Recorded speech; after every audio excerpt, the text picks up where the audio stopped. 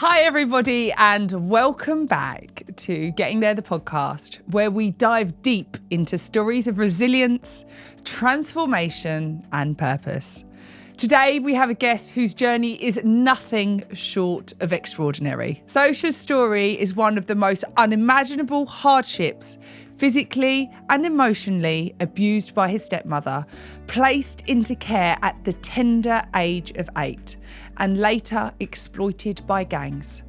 But his past does not define him. Sosa has turned his pain into purpose, shedding light on the dark reality of child grooming and shifting the narrative for those who have walked a similar path. This conversation is real, raw, and deeply important. Sosa's courage in sharing his truth is simply inspiring, and it is nothing short of a wake-up call. Let's get into it. Hello, Sosa. Hello. Hello, and welcome to Getting There the podcast. How are you? Not bad. I feel like this conversation has been a long time coming, no? Yeah. Since October? Last year, yeah. Yeah. Because I love it when this happens. You came on my radar through, we won't go into who, numerous people. But anyway, they were all going on to say how remarkable your story is and how resilient you are.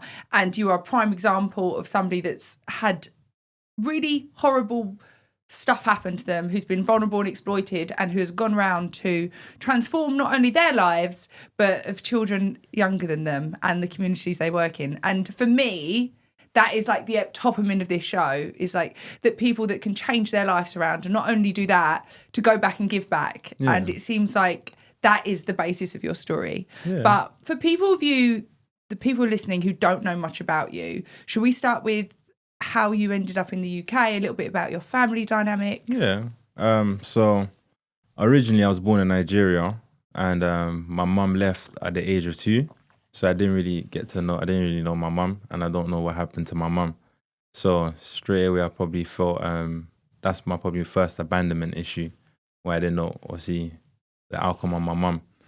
And then shortly after that I was introduced to my father. And obviously even then, didn't really know my father from young. And when I was introduced to my father, I was also introduced to his new wife. And when I was introduced to his new wife, I'll say she was lovely at the start. Very much, people pleasing, very much nice and everything else. Then they got married, and I got moved over to the UK at the age of 8. But when I got moved over to the UK at the age of 8, it was then, I'll say that the relationship quickly changed, where it was not now my stepmom was being nice. It was now she was being physically, but first it was probably mentally abusive, where it was like, oh, your dad don't want you, and all of these type of things. And then after that, when that didn't work, it became physical. And I would say the physical abuse probably started with, obviously, because I come from coming from Nigeria, you have a culture where it's a right to hate your child if they're naughty. So for me, most of the time when she was obviously hitting me, I just took it as I was a naughty child, I was a bad child. But then the abuse became worse and worse, and then weapons would start being used. And then it became one incident where I was still 8, where we went to a family's house. And after going to a family's house, it was the fact of I wanted to stay. She told me I couldn't stay. And I think I was a bit like, I wanted to go. And then obviously she then said to me, obviously we're going home. And then obviously we went home. On the way back home, she then basically became more, I would say she was walking ahead of me, and I was just obviously dragging my feet. And as soon as we got close to the apartment that we was living in at the time, she literally had the heels on her hands, and I got hit with the heels on my head, and I started bleeding. So for me, that was like okay, I need to get out of here. But I'll say before then, even then, I'll say that it was slightly, I'll say a friend from school that triggered me leaving, because I remember we moved from Kent to South London. And after moving from Kent to South London, I remember I was allowed to walk home from school. And obviously I was walking home with my friend once, and obviously he wanted to know how my family dynamics is. And he was asking me questions about home life. And I remember saying to him, oh, yeah, like this happens at home, this happens. And he was like, oh, that can't happen. Like, you should tell social services. But at this time, I don't know who the hell social services. Yeah. So I'm like, what? Well, I'll probably say that's the bit of where I felt shame. I felt really shame, like, to tell people, like, what was going on at home and everything else. And what kind of other things were you telling him that were happening? Obviously, I was just telling him that, my stepmom beats me. And obviously, and then he's just asking me, like, what type of beats, like, all these type of things. And obviously explaining to him, like, sometimes a pole is used on me. Sometimes a belt is used on me. Like, these type of things are happening. And he's just like to me, that shouldn't be happening. Like, your stepmom shouldn't hit you, all of these type of things. And I'll probably say that that's when I thought, like, oh, this is a bit. Where's your dad in this? My dad worked a lot. My dad was always working and he was never home. I used to, obviously at night time, I was probably say I was in survival from then, because even at night, I never used to sleep really. I used to wait, and I used to sometimes hear my dad come in the evening and that. And I used to just think, oh, like, he's back home now. And while he was at home, I knew that she wouldn't hit me. Oh, she'd never hit you if he was there? Nah. Did you ever tell him that she hit you? Nah, because I never really had time, like, alone with my father. Like, it was always her there constantly. So it was like, I never felt like I could speak with her there. And I would also say, like, yeah, my father was never really there. It's hard to listen to this because these are the kind of things that you have these automatic expectations that, like, a man would do that kind of thing. But women can hide behind the pinafore and the perfect wife and, like, you're asleep and disguise so much stuff of what's going on. Yeah. Hi guys, me again. Sorry to interrupt this episode, but I have to tell you about Myco. Now, if you've been following me for even 5 minutes, you'll know I've been shouting from the rooftops about how functional mushrooms have completely changed my life. Brain fog's gone, my sleep is sorted, anxiety is down, and my energy is up. Now, a lot of you have been asking which mushrooms I use myself, and the answer is Myco's liquid mushroom extracts. All of Myco's extracts are grown in small batches in the UK. They are 100% organic and completely alcohol-free. These are truly the highest quality functional mushrooms available on the market. But guys, don't just take my word for it. Go and try it yourself. Go to mycodrink.com and use code Brogan for 10% off. Thank me later. I'll say 100%. It was never, nothing happened ever in front of my father. So especially when my father then found out about it, it was like, oh, this never happened. So how did he find out about it? So after my stepmom obviously hit me with the heels, I was given the option, do I want to get in the lift with her or do I want to walk up the stairs? I took the stairs. So as soon as I took the stairs, I remember, obviously I'm young, flying up them stairs and that, got up to the floor and I was waiting for the lift to come up. And I just remember waiting and I was just like, I didn't want to leave. Because obviously, as much as it was a bad environment, that was the ever first sense of family or togetherness I had. So I was like, I didn't want to go. But then I also felt like if I didn't go, this is just going to get worse. And you're how old at this point? 8. 8. Okay, so you've been in the UK for about a year. Nah, less than that.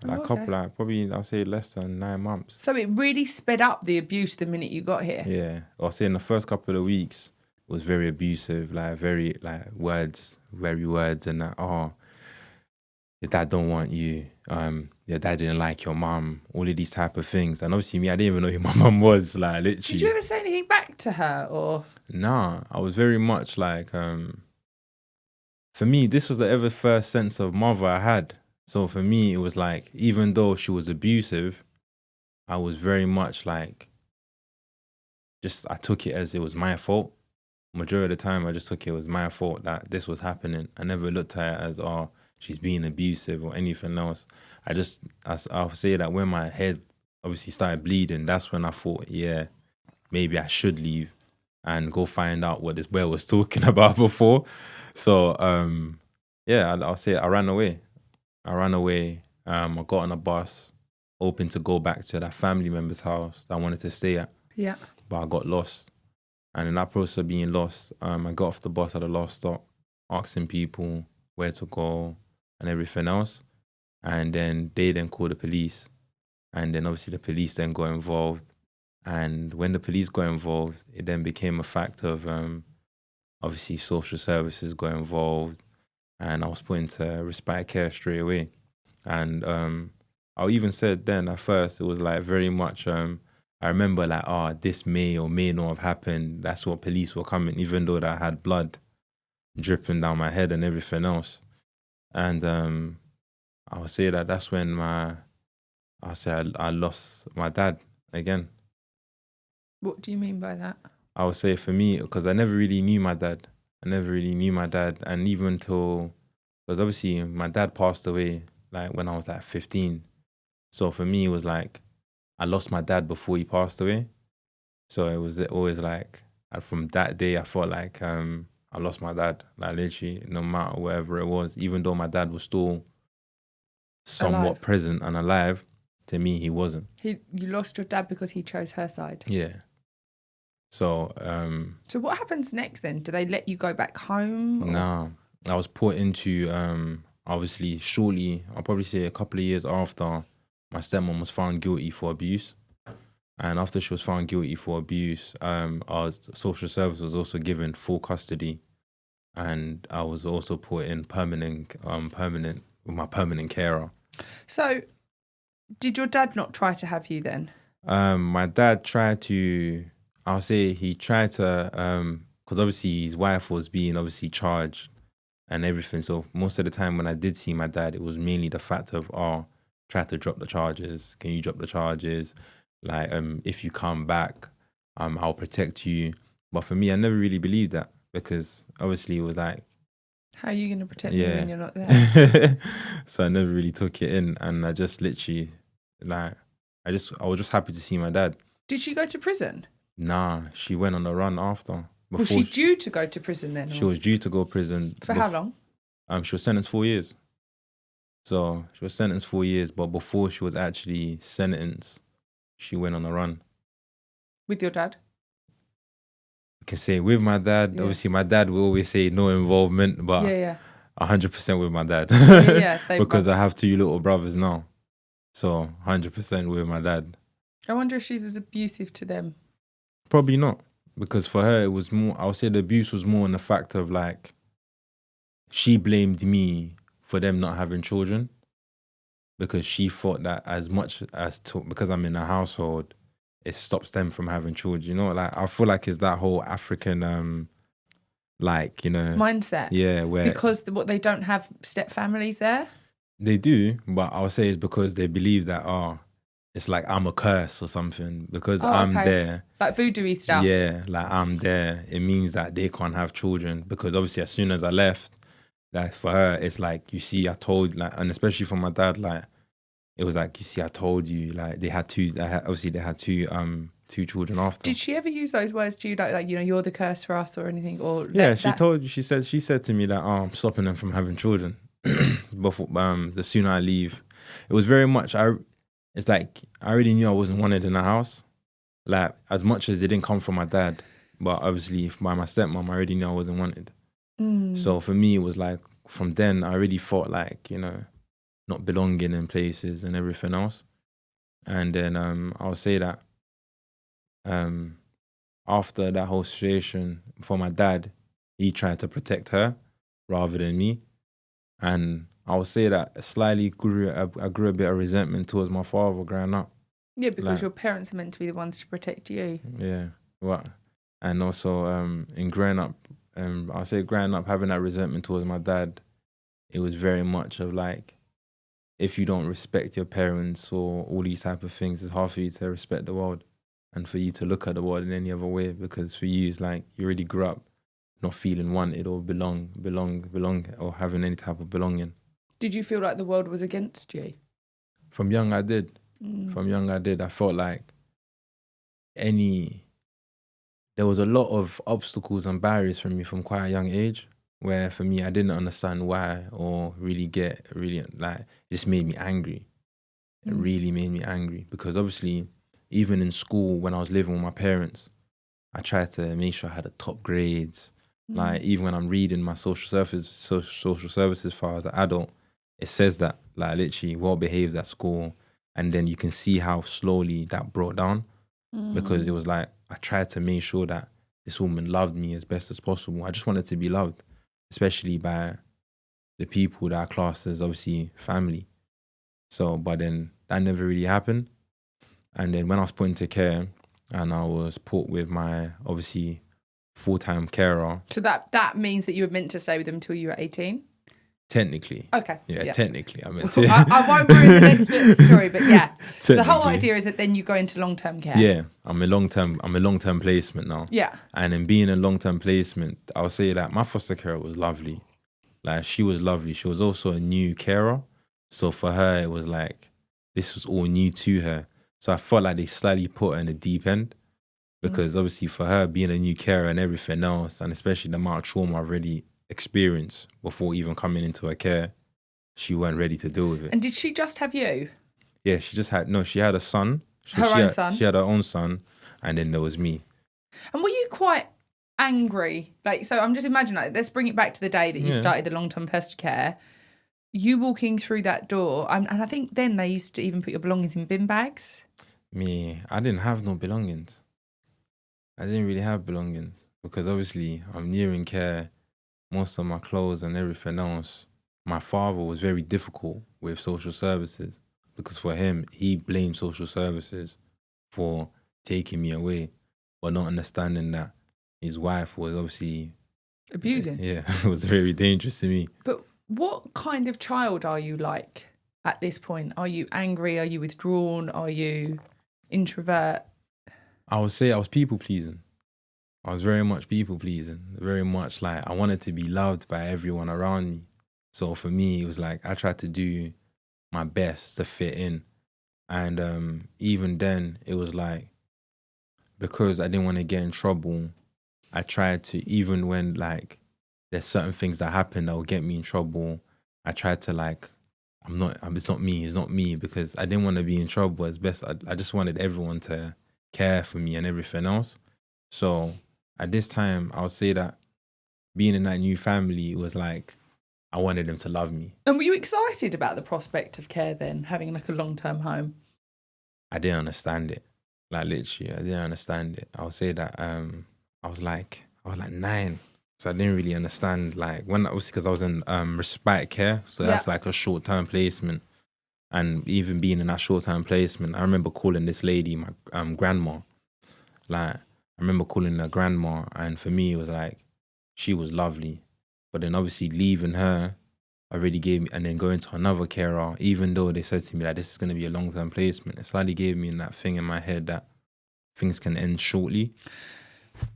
Because I want to touch on this, we had a lady in here. I think she's fostered over like 500 children. She's amazing. Like, honestly, she's so amazing. She's my one of my dear friend's mums.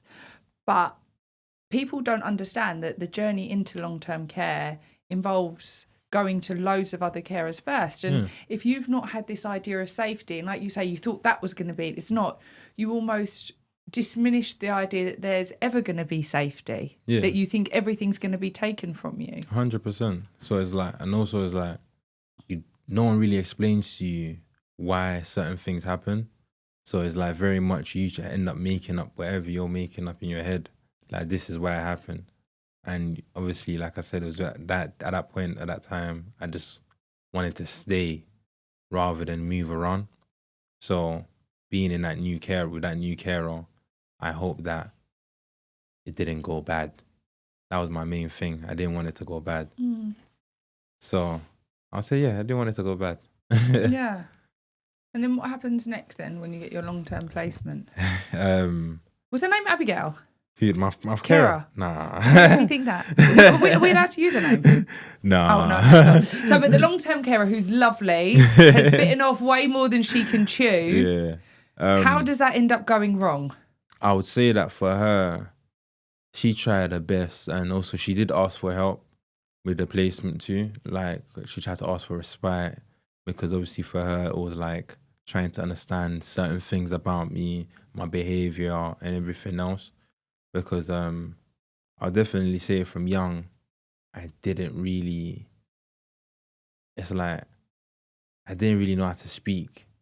Like, not speak, I knew how to speak English, but to speak up for myself, I didn't really know how to do that. It was like very much like, I'd rather just agree with everything.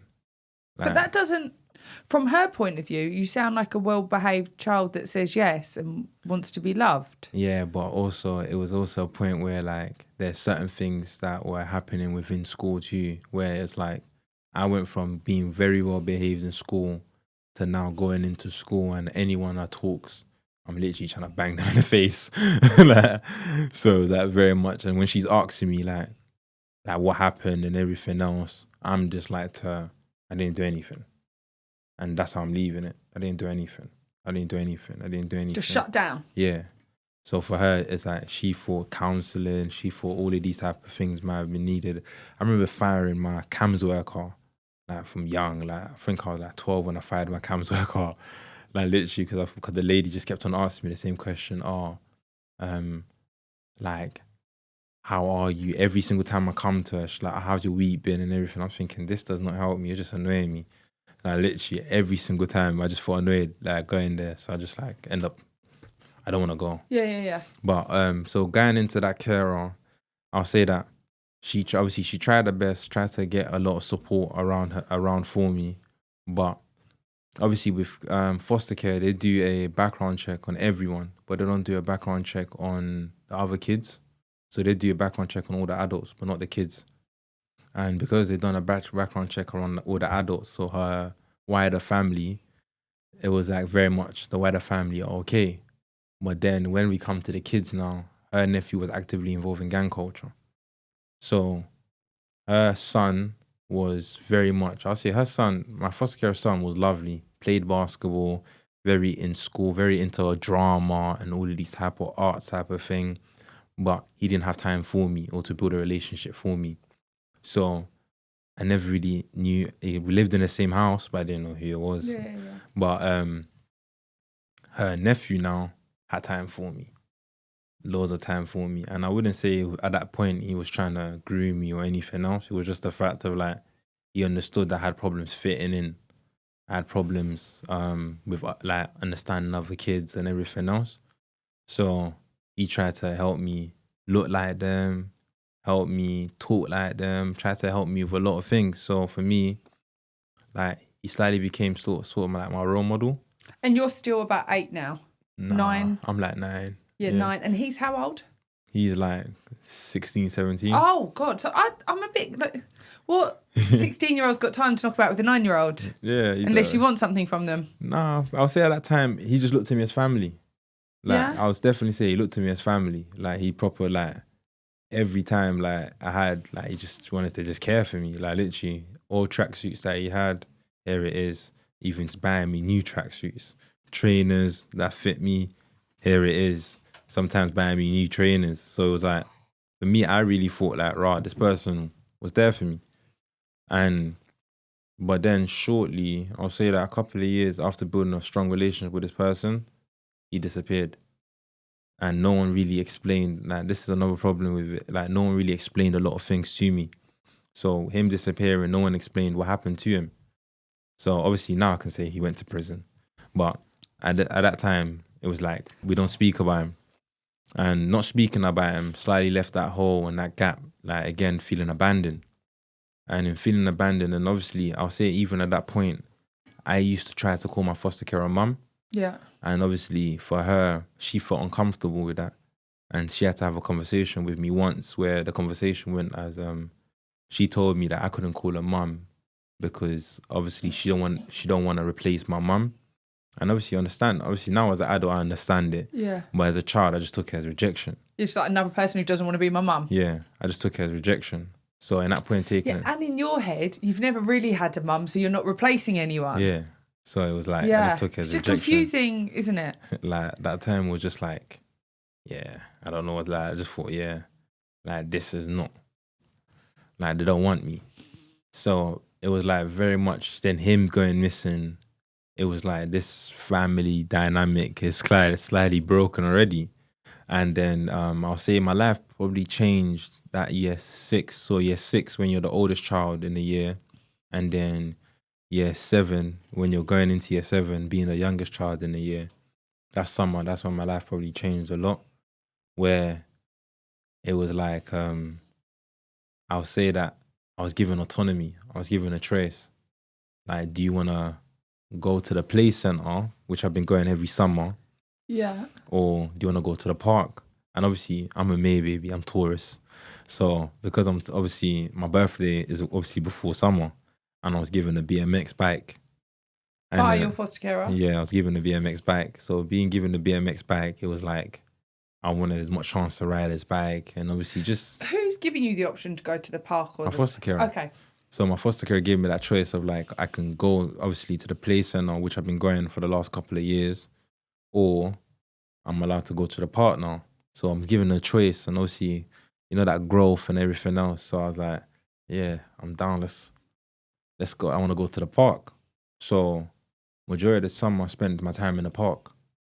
And in spending my time in the park, I met older kids in the park. We were like, at this time I was like probably like 10, 11. Yeah, I was just turning 11. Yeah, just turned 11. So all these kids were like, I say they were older than me by like 4 years, probably like 15. So they weren't that much old, like that. It was roughly the same age around my foster carer's nephew. So for me, it was like, they're cool. They didn't really mind chilling with them. And then it was a fact where I'll say the relationship changed when they wanted to use my bike. So they wanted to use my bike. And I said to them, you can't use the bike. Because for me at that point, I'm thinking they're going to rob my bike or something. I don't know. I don't really know what's going on. So I'm thinking they're going to rob my bike. And me thinking they're going to rob my bike now, I would say that they said to me, okay, you go do it then. And this time I'm like, okay, cool. And I'm like, let's go in it. I'm down. And I was given little, see, you know, little weed baggies and that. Yeah. I was given little, like, to me it was colours at that point, innit? Didn't know what it was. Yeah, it was just colours. Like, literally, And there was bags of weed, yeah? Nah, not bags of weed. Oh. It was colours. There was colours in the bag. So like little white, like probably few white. Tablets? Nah, it's not It's wrapped. It's wrapped around. Obviously, now I can say it's crack cocaine and heroin. Oh, okay. But at that time, it was just literally little white things and little black things in a weed baggie. Yeah. So I was told, yeah, take this to this house and like come out of the park, take the left, take the right, take this to this house, and then obviously come back to the park. So for me, I'm like, okay, cool. I'm doing that. And then obviously, I'll probably say the first couple of days, I was doing a few. And they paying you at this point? Nah. So at this time, I'm just doing it because obviously my friends asking me, innit? So I'm like, cool, like I'm down. So done it for a bit. And then I was doing a few. Then it became quite often that I'm being asked to go deliver these things. And it just became part of like being around them, like delivering these things. So after doing that for a bit, I would then say that it went from the park to then the neighborhood, where now we're walking around the neighborhood. The police will probably class as antisocial kids, like literally, because there's a group of us and we're walking around the neighborhood. And I'll say the first thing that probably attracted me to that group was the girls that they were around.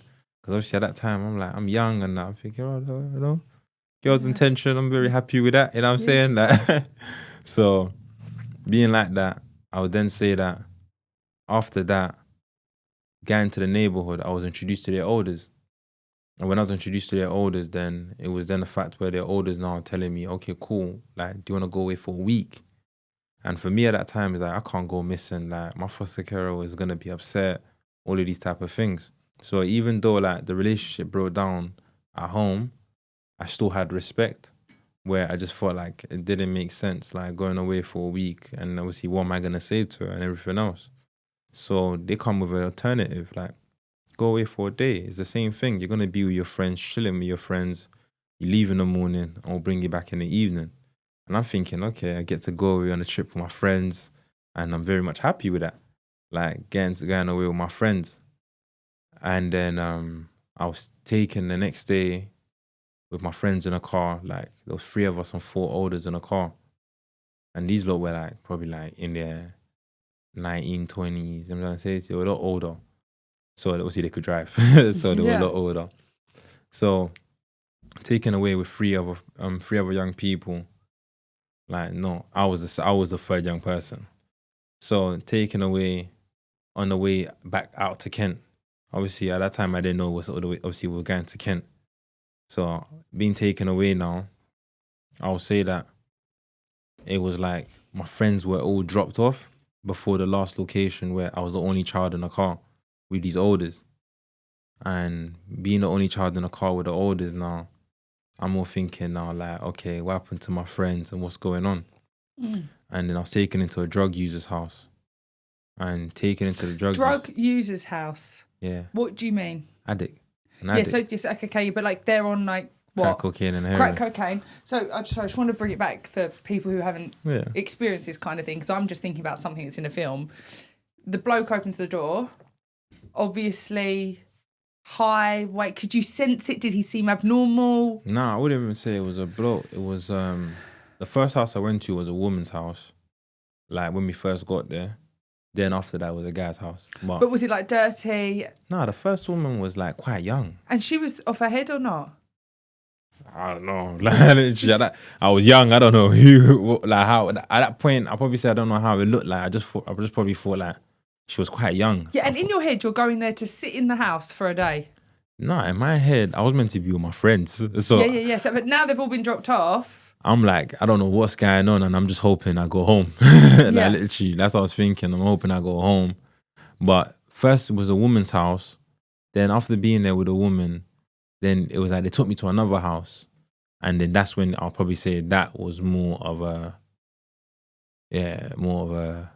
crack den. Yeah. Tell us what it looks like. I call it bando. What do you call it? I call it a bando. What's a bando? A bando. Okay. A bando is like you said, a crack den basically. Yeah. Is that like what people call it?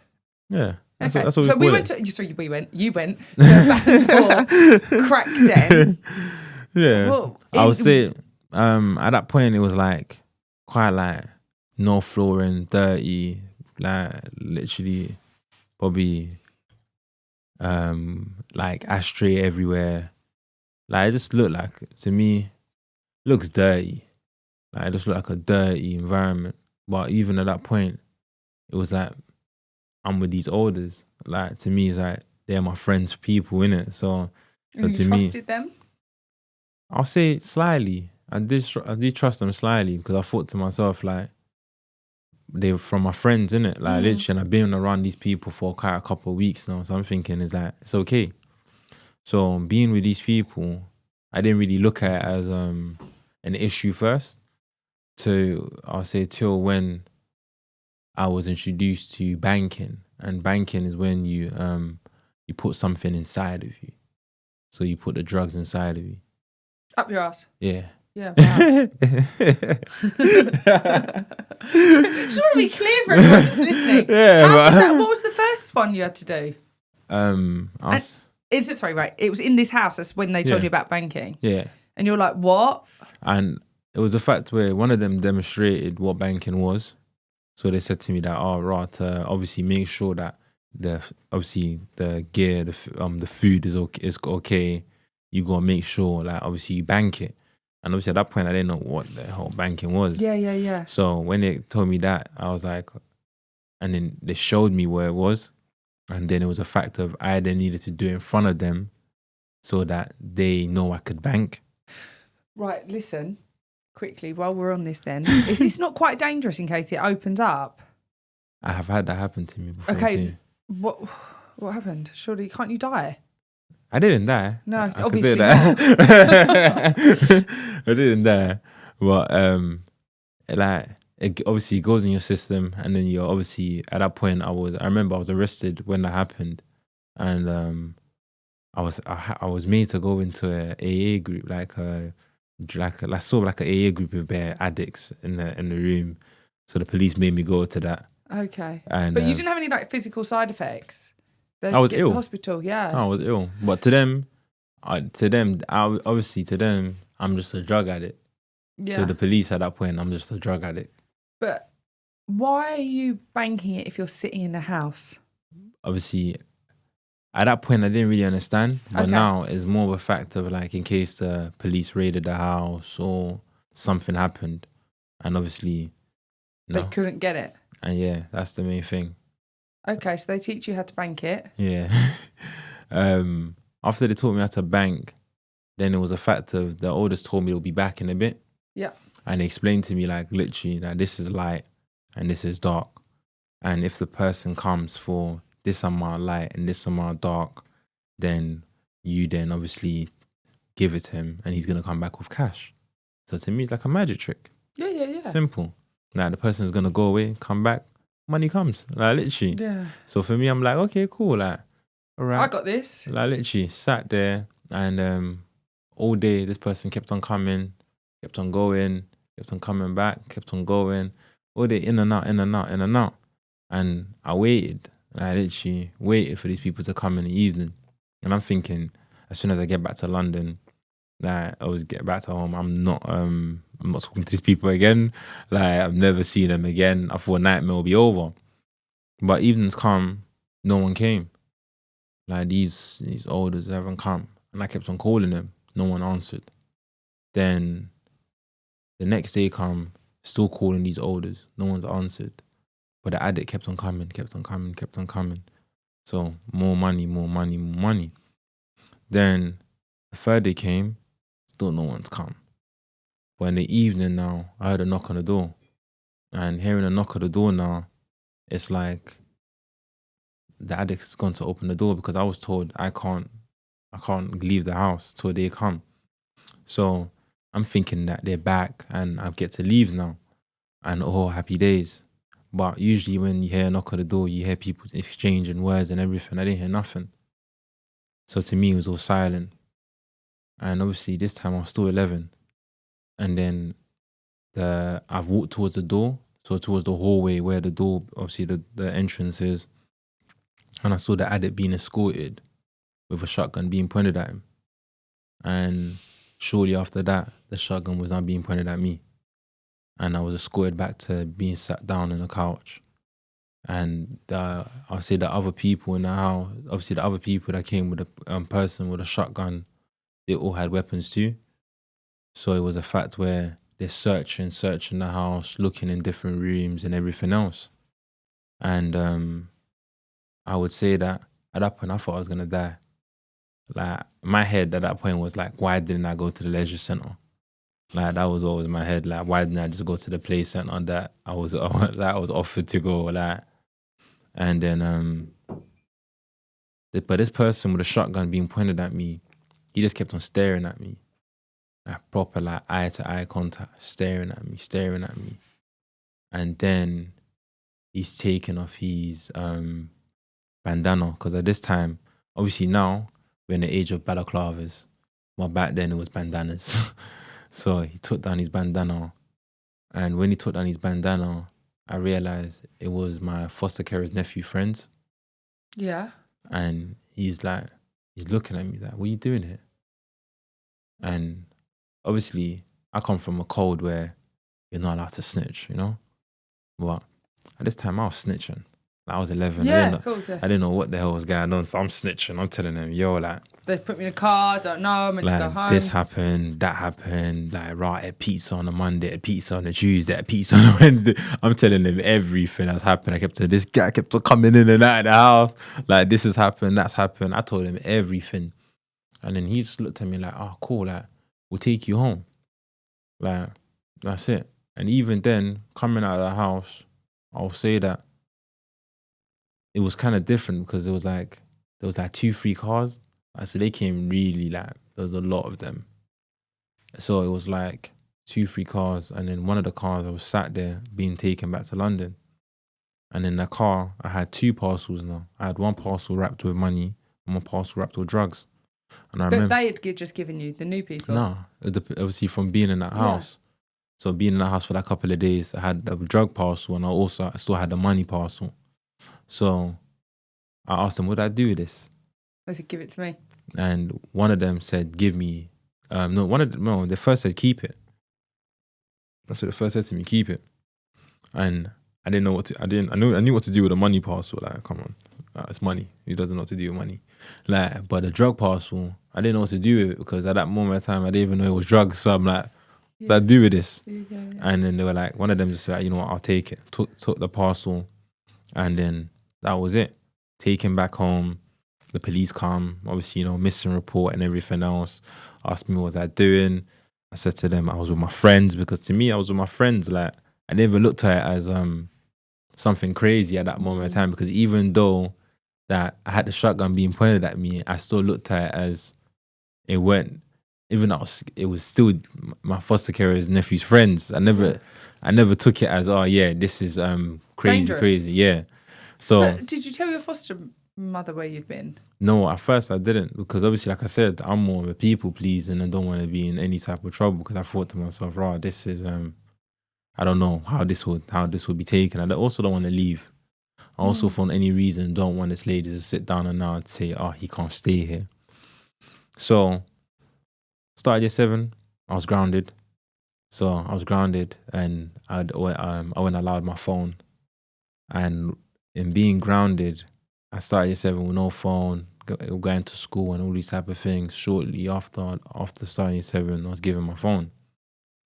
And being given my phone now, it was a thing where, like, I started getting phone calls, a lot of phone calls, where now the elders are calling me, telling me that I owe them like money, I owe them drug, I owe them this, I owe them that, because obviously the addict has reported to them that I left with the people that came in the house. And the money and the bag. So for them, it's like I robbed them. So they started threatening my foster carer, who they thought was my mum, and also my foster brother, who they thought was my brother at the time. So they started threatening them, telling me that they're going to kill my mum, they're going to kill my brother, and all these type of things. When they see me, they're going to kill me. So obviously at this time, I lived on their block, so their neighborhood, and I had to go to school. So I had to take the long way to school. Obviously coming back, always watching over my shoulder, like always trying to make sure that I don't bump into these people and everything else. Sometimes I didn't even go out because I didn't want these people to see me. Like, even when I was offered to, oh, do you want to, like, I was not grounded now, do you want to go to the park? Nah, I don't want to go to the park, I'm right. But you never said why? Nah, I never said why. Then I'll say that it got worse. The phone call got worse, and the pressure probably got more worse for me, where then I had a looked after child review meeting. And obviously for social services, I'll say social services' sake, that the Monday Slavery Act was introduced in 2015. So at this time, they didn't know what was going on. To them, it's just like, So in this looked after child review meeting, I told social services, I said to them that I'm being threatened, and this is what's happening, and da-da-da-da-da. Like, the people are saying they're going to kill me. Didn't really give them the whole context of why they're going to kill me and everything else. Just told them that this was happening. And at that time, they told me that I was fantasizing. So they told me I was fantasizing. Social services told you were fantasizing. That a child my age couldn't be living that type of life. And it must not be true. Yeah. So what did you say back? I didn't say nothing. I just took it as these people weren't going to help me. And obviously at that time, I also looked at the people that came into the house, my foster carer's nephew's friends, as my saviors. And looking at them as my savior, I realized these people weren't going to help me. I turned to the people that I thought, like, slightly I turned to them because I thought they put me in a position. Yeah. I didn't turn to them as in, they were going to help me. I just thought, they got me in this mess, they can probably get me out of the mess. So I obviously, on the way back from school, I go past the bit that I used to chill with my foster carer's nephew. So the bit that I used to chill with him, I go past that bit. So I thought, like, one day coming back from school, got off the bus at that bit, went to the block, and they were all there. And I told them what's happening, and I asked for their help. And in asking for their help, they turned around and said to me that no matter what, these people are going to get you, no matter what. They're going to kill you no matter what. Like, it doesn't matter if you give them their drugs, it doesn't matter if you give them their money. It's the principles of violation. Like, they're going to get you.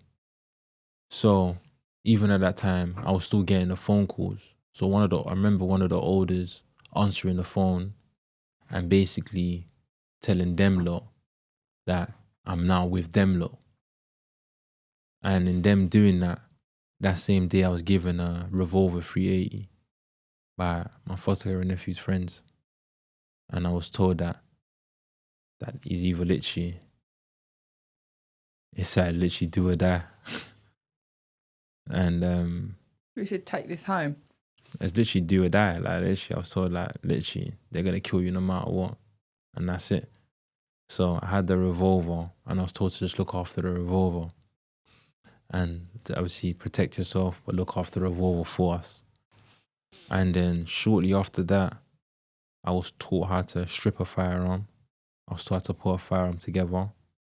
And that's like shotguns, handguns, a lot of firearms. And then after that, I was taught how to shoot. And then I was introduced to county line, where I then found out what I thought was colour coordination was crack cocaine and heroin. And then it was then the fact of like... So you now work for them? Yeah, I'm not... To them, it wasn't even... At that point, I didn't even look at it as work. I looked at it as that, to them, I'm their little brother, your little bro. Like, you know, we got you. We'll look after you. No matter what, like, literally, we're always going to be there for you. And I'll say the placement brought down when it was like... I'll say the area that I was living in, the tension got worse, where now they don't care and they're willing to run into my foster carer's house. So they didn't actually do it, but they were willing to. The way I'm talking, loads of kids standing outside of the house, knocking on the door, can he come outside? And obviously my foster carer never meeting these kids in their life. She's like, what's going on? Like, kind of worried and that. So she started becoming worried for my safety in that area. In her worrying that because of my safety in that area, she said that she can't handle it no more. And but you haven't actually told her really what's going on. No. So that's why I said she was a lovely woman. You're like, just naive. Yeah, she didn't know what was happening. So she was very lovely. But then the placement was closed down and I was sent away to live in East London. But before then, before I was sent away to live in East London, I would say that I was chased from where my foster carer lived all the way to the social care, the council building, by loads of people, loads of obviously kids wanting to kill me. Like, not kids, but a bit older than me. Loads of kids older than me wanted to kill me. And that's because at that point now, they classed me as one of that gang, the other gang that I was obviously actively involved with now. Do you think, had you not run fast enough, they would have killed you? 100%. 1,000%. Yeah, 1,000%. So does being moved to Hackney then not act as a fresh start for you? Is that something you're like, and get out of here, forget this gang war and I'm going somewhere else? Nah, because now I'm actively involved. So now you want to be part of this? To me, that's my family. So you want to go back to where you were? To me, that's my family. It wasn't even about like going back to where I was. It was like, that's my family. Wherever I go, they go. So even though I lived in Hackney, they came to Hackney with me. Okay. Like literally, wherever I go, they go. That's my brothers. Like, that's my everything. So it was never a fact of like, oh, never looked at them. Because for me, it was like when no one wanted to be there or hear what was actually happening, when my life was in danger, these people saved me. These people rescued me. These people taught me everything that I know now. Like, they decided became my parents. Do you believe that now? Nah. Because I'll say that obviously a lot of things happened for me to have the thought process that I have now and obviously be in the position I am now. But for me at that time, these people were my family. I didn't have no one else. And do you think that they genuinely thought you were their family? They were living in that same trauma as you? Or do you think they were actively manipulating you and would have dropped you at any point? Some people, some of them elders, actively, yeah, they had that whole thing of like, this is the only way we know and we live. Yeah. And I'll say that some of them definitely had that whole thing of like, we can use him. Like literally, because obviously for me, it's like before even me in this gang, I've already lost everything. I've lost my parents. I've lost every single part of me. Like, and it's like, and also at this moment of time, they fed into that whole a thing of like, I would say from young, I was very suicidal in a different type of context where I was like, I actively did it on purpose, but put myself in danger because I thought that boom, like I didn't want to be here. You felt like your life had no worth. Yeah. So it was like I actively put myself in a lot of danger because, so for them, it was like, he's perfect for us. Like literally, whenever we want something done, he will go do it. Yeah, because you become like a, don't want to say, but like a suicide bomber. Yeah. Like when you're willing to sacrifice yourself. Yeah. You can see how these things happen because at our core, all we want to do, everyone, no matter what religion you are, no matter what colour you are, we want to be loved, we want to feel seen, and we want to be in a community. You know, we used to grow up in tribes. Tribes are where we feel safe. Mm-hmm. And to not have that community and not have that safe unit, that's where you can see how vulnerable people are recruited or enticed into doing things that they wouldn't normally otherwise do. But let's get on to, so you go to Hackney. Homerton, yeah. Homerton, East London. Same thing. Yeah. Same thing. You go to East London, you're still in contact with these guys who are now like your brothers. So being up there, I would say that they basically, I was still like just about to turn 12. And I would say that on my 12th birthday, obviously, you know, with the boys, with the guys, everyone there. At this moment in time, I was holding firearms for a lot of them. So I had obviously numerous of firearms around me. But then on my 12th birthday, I was given my own bulletproof vest and my own shotgun as a birthday present. From one of the gang members? Yeah, one of my orders. So it was then like, you know, like, you're fully now one of us. Like before, it was, how we made it seem like before it was more of a fact of like, it was little bro, but now you're really... stepping up. Yeah, you're really with us now. So for me, it was like, okay, cool. Like I'm used to having firearms.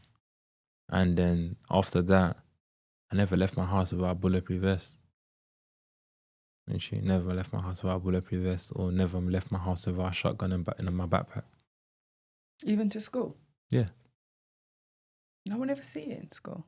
Nah, I was kicked out of school from quite a young age too, because for school, it was like he's actively involved in gangs and all of these type of things. And what were your new foster parents like? I didn't really have new foster parents. So where did you go when you went to Homerton? I lived in a house and... Special care unit? Nah, I lived in a house by myself. At 12? Like a lady came in to check on me like every Wednesday to make sure everything was good. Sorry, let's strip this back. You go from being in care to 11 turning 12, and they put you in a house in East London, so the other side of London, on your own. Yeah. So how do you eat? How do you fend for yourself? How do you... And is that even legal? Technically, at that point, I don't know what was legal. But all I knew was that a lady was meant to be... Obviously, she came every Wednesday to make sure that I had food in the fridge, like shopping, all of these type of things were done for the house. Making sure like the electric bill was done, the gas bill was done. I lived in the house by myself. Like no one else was there. This is wild. Genuinely wild. I wasn't... sorry, out of all the stuff you said today, I know we're laughing, but the shotgun in your backpack going to school, but the fact that you were on the social cares radar and they put you in a house. But I feel like for social services, it was very much like... They were done with you? Yeah, they didn't know how to manage or how to deal with the situation. I was under the impression that there's what's it called? The houses that people go to when they're hard to reach children. Yeah, I thought you would have gone into something like that. Nah, because I was also classed as a risk to other kids. Right, okay. So Because you could be bringing warfare to that door. So it was like, for them, it was like, what do we do with him? But it was like, at that time too, because obviously at that time, I was literally the gang's little brother. So that means all the works and everything else that they wanted done, I was the one that ended up doing What's the worst thing you've ever seen? it. I've seen torture. I've seen a lot of things. I've seen death. I've seen a lot of things. And how did that sit with you after? Became Do normal. you become desensitized to it? Yeah. Like you can go home and go to sleep after watching someone scream for their life? Yeah, it became normal. Like, and I also felt like I was tortured by my stepmom. So for me, it was like, I'm used to this. No empathy for the person. Yeah, I didn't, like, I had to learn as an adult to have emotions. And what about when you saw the first person die? That's normal. It's like, to me, it was like, it was getting... And I'm intrigued to know, once someone is murdered within the gang community, how do you guys discuss it after? Is it like, No. is there like a silence? No, because it's a fucking like, no, it's so heavy. Because it's like, do you take a minute of silence? Yeah, do you take a minute? Not to honour the, like, I don't know, to the person, but it's like, does anyone go, oh fuck, shouldn't have done that? Nah. It's more of like a fact of like, it's more like that person had to go. But in that moment, say you believe that person didn't have to go, yeah, and you thought they were wrongly accused of whatever it was, do you feel that you could just stand up and go, don't do that?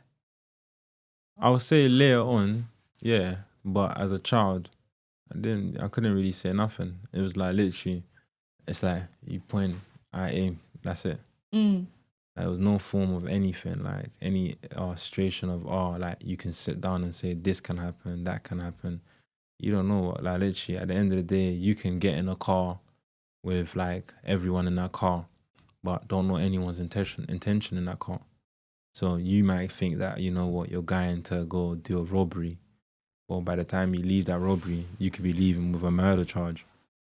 Nah, you don't Did know you what ever can come happen. close to being put in prison? Huh? Did you ever come close to going to prison? I did go to prison. Oh, I didn't know that. Yeah. So between this 12-year-old guy who's in a house on his own, how does your life transform into realising all the things that you thought were normal were not? At 13, I was arrested for possession of a shotgun without a certificate and other things. But that was the main charge I was found guilty for. And in that process, my co-defendant was 5 years older than me. And I was obviously remanded, but my co-defendant wasn't obviously found at that time. And then when my co-defendant was found, I was then given bail. And when I was given bail, I was sent to Snowdonia in Wales. So I was given bail and I was sent to Snowdonia. And obviously at that time I had hair. And it was like, what do I do here? Like this. The edge of the world for you, isn't it? Literally, I'm like, I need my hair done, I need food, I need this, I need And that. you get sent to where in Snowdonia? Like another foster family or another house? Or? It's like a house, like where there's people in the house and everything else, and like staff, loads of staff and everything else. So that's more of like a special care unit. Yeah. And then obviously, I think there was one more child in there, but I think we were both roughly the same type of, hazards that they class us as hazards. Dangerous to society, yeah? Yeah. So it was like, at that point, it was then like, okay, cool. Like, how do I then, for me, it's like, how do I get my hair done? Like, I don't eat the food here. Like, I'm complaining a lot to social services. But social services at that point, they've done their job. Like, he's away. And in them doing that, I then felt like these people weren't hearing me and they weren't going to listen. So I called my elders. And when I called my elders, they were there the same evening, ready to pick me up. In Wales? They came to Wales to pick me up. And what were you like? I'm off. Peace out. I just walked out of the house, got in a car, we drove back to London. But no, we didn't drive back to London straight away. We drove to Birmingham. And I was in Birmingham for a bit. Then I was in Newcastle. Then I was in Liverpool. Then I was in So you're just slipping under the radar. Portsmouth, Southampton. I was in loads of places. And then at that point, I was literally like a young boy for hire. So like my elders might put me with a Birmingham gang for a bit. And it's like I'm there with them and my elders ain't there. And then my elders might come one day and say to me, okay, bro, like we're taking you to here now. This is too hot for you. We're taking you to here. And then I'm going to there. And these times I was like 14. I literally just been everywhere. And at that point when all of these things were happening for 9 months, obviously at that point they basically explained to me and told me, because obviously I was kind of like 50-50 about leaving that placement, because it was like, what happens? Like, I'm like, what happens? Because I don't know what's going to happen. And they're like to me, oh, it's like you're going missing. Like, you know, when you go missing, normal stuff. Like, da-da-da-da-da. But at that point, I'm actually absconding bail because I was bailed to that address. So at that point, I didn't really know that I was on the run. So I was on the run for like 9 months. And then in that process of being on the run with my elders, my co-defendant was basically blaming everything on me in court. And I was found guilty in my absence. So after 9 months now, being around these different blocks, different areas and everything else, I was then told that I can come back to London when my co-defendant was released. And then as soon as I got back into London, I was arrested. And being arrested, my solicitor basically explained to me that I've already been found guilty. That's done. And on top of that now, I'm now being also arrested for absconding bail. And then it was like, okay, raw, like, this is happening. And obviously I was sentenced not long. I was sentenced not that long. And then I came out of prison around the age of 16, angry. Like really angry at my elders and everything else. Tried to explain to them that I was done. I tried to say to them that, you lot can't stick to the code. I'm done, da-da-da-da-da. And they gave me my, I remember this older giving my alternatives, like just giving me my options, saying to me, cool, you got 3 options. 1, boom, the police, you got a firearm marker on your name. So they class you as dangerous anyway. 1, you got ops. So we got people that want to kill you anyway. Then on top of that, they're going to turn on you. Because at the end of the day, bro, what you think this is, you can just walk away from the team. So I looked at it, I was like, okay, cool. I don't really have an option. Don't really have choices. So I bit my tongue for a bit, but it was a bit more defiant. Had a lot of issues with my elders in a couple of years.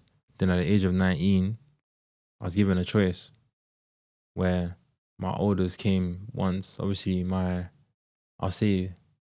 the first mother of my child, she had a son. And that was probably the first encounter of like, I felt like, you know, I cared about someone. You know what I'm saying? I sort of, when I thought yeah, like this little man looks up to me. Like, damn, like, yeah, it's different. Then obviously I had my daughter. And then it was like, raw, like, I've got blood, I've got my own family. Like, I'm very protective of that at that moment of time. Then my elders came to me when I was living, because obviously at that point they knew everything about me. So obviously they came to me in West, and then they were like, oh, like, we've got a firearm that we need you to hold. Like, just for a night. We're gonna pick it up the next day. And if you hold this, everything's calm. Like, you can go do that family stuff that you want to do, and we won't care, innit? And for me, it was like, damn, like, yeah, like, literally, I've held firearms my whole life, like, to hold one for over a night, like, I'm calm with that. Had a firearm from like, let's say 6 in the evening. Then at 4 o'clock in the morning, I was being raided by armed police because they had intel that I had a firearm in the house. So again, I was put in a position where it was like, yeah, I had no other choice. So when being arrested, I was told by my solicitor, these are the options you have. If you plead not guilty, they're going to arrest the mother of your child because it was found in her premises. So it was a fact for me, it's like I couldn't afford to plead not guilty. I had to plead guilty. So I pleaded guilty and I was sentenced 5 years. And being sentenced 5 years in that same process, obviously I wasn't with the mother of my child. So I had a girlfriend who then became pregnant in that process too. So I was Very friendly, aren't you? So I was then expecting a child while also being in prison. And I said that there was another thing for me where it was like, I'll probably say the first time my prison sentence, I wanted to come out of jail. I was very angry. I was very much like, I'm going to burn everything down. I'm going to do this. I'm going to do that. But seeing my daughter being born in prison broke me. Like, it really broke me. Like, emotionally, mentally, a lot. Because it was like, I watched everyone build a relationship with my daughter, but I couldn't. Because every single time she came on a visit, it was like a restart. Like, the little girl doesn't know who I am. And sometimes she was scared of me. Like, literally. So it was like every single time, like, it was very much like, damn, can't do nothing. And a lot of thing for me was that I always wanted to be a different father from my dad. You wanted to be there? Yeah, I wanted to be a different father from my dad. So it was like, I thought like I already started failing as a dad. But so I've done all the parenting courses in prison. I've done every single parenting courses I could do. I was a Samaritan. So I was like a counselor for other prisoners. I was blue band. I've done everything so I can have like family visits with my daughter. And my oldest daughter, I couldn't see my oldest daughter either because obviously the mother of my child didn't want to bring her over. So, and my little man, I couldn't see him. So it was like a lot of it. I just felt like I failed. But at the end, towards the end of my sentence, I was given a deportation order. So on top of that, I thought like, damn, like now I can't even be there for my children if I wanted to be. So I was given a deportation order, and now I just done a sentence when I'm facing deportation. And even then, turning to like social services for help, they said to me, I'm under the prison's care. So it means that I have to ask the prison for help. Yeah. And the prison, they can't help me because they're the ones serving me the order. Yeah. So it was like, damn, like what do I do? But I ended up finding a solicitor by luck. Like literally, she was going to go see another prisoner on the wing, and I just remember shouting this little lady, she's some small little lady, like shouting and like, "Aye, come, let me chat to you, come." Spoke to her, and I think it was another guy, someone from a different bit brought her to the wing, and obviously spoke to her, and after speaking to her, she like, for her, what she saw on paper and what she saw in real life was two different people. Mm. On paper, it said I was violent. On paper, it said that I was aggressive. It said I was all these type of things. I was one of them kids that you were told that you have to sit next to the door if you're speaking to this young person, because if he becomes angry, he can become really angry. So, was that true? For me, it was like I didn't know how to manage my emotions. Were you angry? I was very angry. I was angry at the world. I was angry at everyone. I didn't feel listened to. I didn't feel heard. I didn't feel valued. I felt like the world already made a judgment on me without actually knowing who I was. Mm. And I didn't feel accepted in any room I was in. So it was a lot to try to understand how other people may look at me. You know what I'm saying? Mm. It was a lot. So my solicitor sat there and she just wanted to know who I was. She sat there and wanted to know who I was, and she asked me to tell her my story. Obviously, I've given you the innocent and calm version. Like, there was a lot more into it, like literally. But I told her everything, like everything from the works that I was told to put in, how I was told to put in work, everything, showed her everything. And she then said to me, okay, cool. Like, she brought a psychologist. And then when she brought a psychologist, it was then like, tell this lady your story. Like, this last time I ever tell you to tell your story. Tell her your story. Told the psychologist my story. After telling her my story now, they both came in the room after saying to me, you've been groomed. And I remember laughing at them, thinking to myself, what? Me groomed? You're bugging, like, this is normal. This is how it is to grow up in a hood. And this like I said to them, bro, my next door neighbour is in prison for his older brother. The one down there, he's in prison for his olders. Like, this is normal. Like, what are you talking about? Groomed. Like, what's that? And they just said to me, we can't speak about everyone else's story, but we can only, obviously, we understand yours.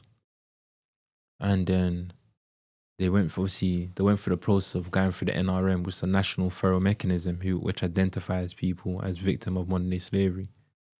And for the maddest thing about it, because usually it's county lines, but I was one of the early young people which was seen as being exploited for firearms. So I was given both decisions, the positive and conclusive ground decision. And after that, I was sent to a safe house in Manchester. And then I'll say that my probation in Manchester, even for her, it was like, technically I'm meant to be high risk, but medium risk. Because in prison, like I said, I've done everything in prison. Like, even to the govs, very polite, very everything. So like, even for the govs were very much calm with me. They're very, like, he's a lovely person and everything else. Like, Good references. Yeah. Things. Yeah. So it was like, that for my probation, she didn't understand it either. So she just sat down and said, this person's been through a lot of trauma. A lot of trauma. So she introduced me to a trauma-informed organization.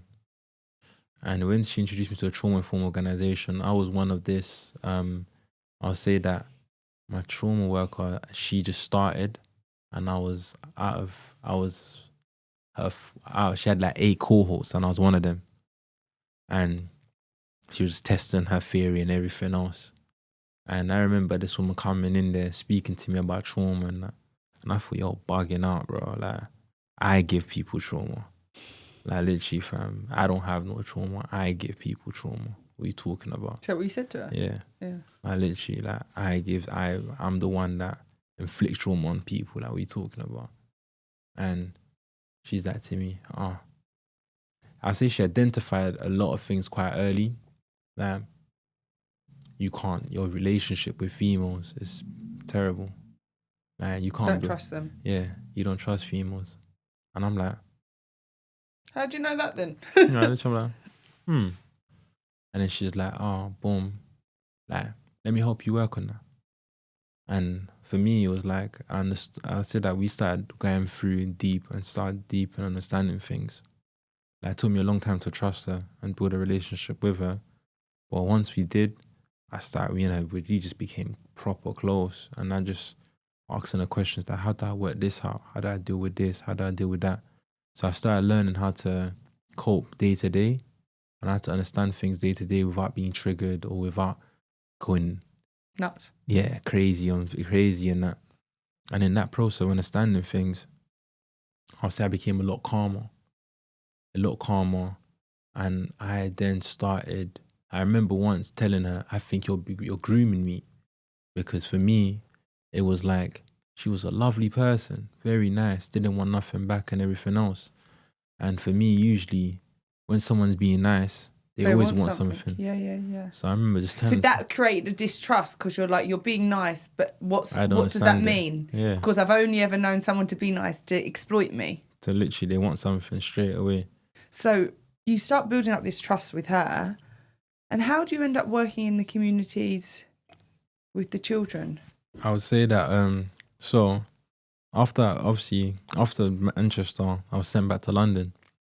But what was worse about that too was that I was sent to Folkestone first. Then I was sent back to London. But what was worse about that was that even now, I live in a community I was exploited. So for me, it was like, I wasn't really given a choice on where I can stay or where I can't stay. I was just told, is either you take this or you don't take it, you know what I'm saying? So when I was released out of prison, I couldn't work and study. So that was immigration. That was obviously part of my immigration bail. And I was given my status in 2022, like March 2022. And when I was given my status, I was saying that period of time I followed my mentor, the trauma-informed advisor. I watched everyone and I observed everyone, wanted to know what they were doing. And every day I worked on being a better person, being a better person, being a better person. And then when I was given my status, it was a fact of like, I wanted to change my community. But then I thought, for me to change my community, I've got to become that change for my community. So for me, I started working on how to become that change. And then the Human Trafficking Foundation, they done Train the Trainer, where they got survivors to they train survivors to train professionals. And when they done that, it was like professionals listened and they wanted to know more so they could help. So for me, it was like, raw, like these people want to help. These people want to understand it and all of that. I thought, raw, that's crazy. And then I thought, imagine I just changed a room full of professionals. But imagine if I can change that on a wider scale. And then imagine if I can then work on with younger people and bridge that gap between professionals and also young people. Like, so young people don't look at the system as just a system and robotic and all of these type of things. Instead, we look at people as people. So I then obviously started doing that, train the trainer, then turned to my my mentor who had a CIC at that time. And I said to him, I want to do mentoring. And then he then obviously had me following him while he was doing his mentoring. And then slowly, I then started doing my own mentoring, like with young people. And then now I'm a director of that CIC. That's amazing, isn't it? Yeah. And then obviously with my trauma-informed advisor, I became a consultant for her organization. What? Yeah. So if we could go back to the moment where you were, there's a few moments I want to go back to be honest, but what is it you needed that you feel like you never got from the system? For me, it was like, it takes a village to raise a child. A child needs a village. And I never got that village from the system. Instead, I got a village from the streets. And in that period of time, again, the village from the streets, it was like the streets became like, not just like my family, it also became where I learned how to be a man, how to be who I am. Like, it became my identity. Like, me, even to this day on, I class myself as trench baby, because I'm someone that from young, people used to sit down and be like, he's always out there. He's always there. He's always about. And I never change. I will never change for anyone. I just change my mindset. But I'm still the same person. And what about if there's someone listening to this that feels trapped in some kind of gang and sees no way out? What do you say to them? Or the children that you work with? I always say to the young people that at the end of the day, everything's transferable. Like, you can always make a change. It's not too late, and don't be a victim of your circumstance. It's easy to be a victim of your circumstance. It's harder to be something else. Do you think that, for me, because you're so immersed in that environment, you kind of have to get out of where you live? 100%. Yeah. But even then, that's not something that as a child you can do. No. But it's a thing where, like, I would say, that's what I said, it's easy for you to be a victim of your circumstance. Because for me, at that moment of time, it's like, with everything around me, I couldn't see a way out. But now is a position of where, like, there is more ways for young people to come out of the situation now. Like, I grew up in a fact where there wasn't no modern day slavery or kids being looked as being exploited. Because I know we were speaking actually before the cameras roll that now, because this all has come to the forefront, and I think everyone's becoming so aware about how our conscious and subconscious is formed in those early formative years, is that right now that there are people who are going to trial for crimes they've committed, and there are people like your what's your psychotherapist? My psychologist. Your psychologist that are coming forward and explaining how these children were vulnerable, targeted and exploited, and that some of those charges they're now being able to walk away from. Yeah, and being given another chance. But also for me, it's not just being given another chance, because even when I came out of prison, it was easy for me to be re-exploited. But it's also being given the right support. That's the most important thing, because at the end of the day, you can find someone not guilty for something because of the circumstance and everything else. But then that if you're going to let them go back to that same environment, nothing's changed for them. And your relationship with your two children, how is that? I'll say with my daughters, it's all right. It's very much good.